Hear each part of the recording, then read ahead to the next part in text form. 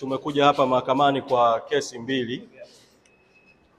Mosi, kuna kesi ya mwenyekiti Tundu Antipas Lissu inakaribia kuanza, na kuna kesi dhidi yetu viongozi wa chama tukitakiwa kukamatwa kwa kile kinachoitwa kukiuka amri ya mahakama. Kwa kesi zote mbili zinatakiwa kuendelea hapa mahakamani. Muda huu ndo tunasubiri kuingia kuanza kesi. Sasa kuna tukio limetokea, tumeona tuwaite tuwa brief.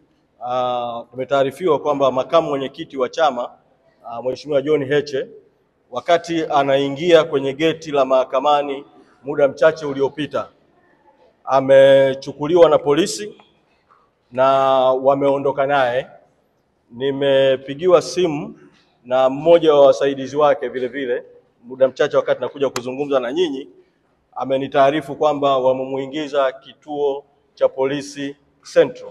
Sasa tunaita kusema mambo mawili. La kwanza ni kutoa mwito kwenu wanahabari, sababu tukio hilo limetokea kwa ghafla hapa na wengi mlikuwa juu, kuweza kuwasiliana na newsroom zenu ili kwenda kufuatilia hilo tukio kituo cha polisi kati, au kama wamemhamishia kituo kingine cha polisi basi kufuatilia tukio hilo.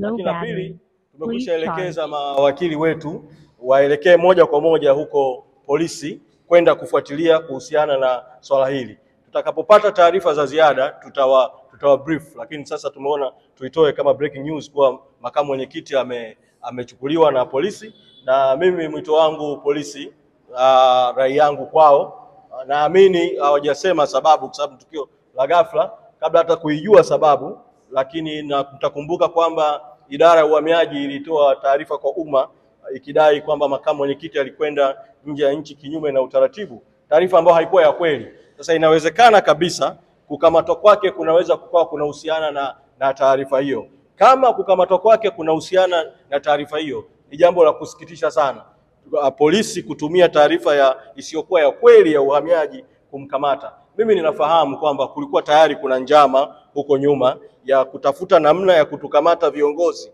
kabla ya tarehe 29 mwezi Oktoba. Kwa vitatumika visingizio mbalimbali.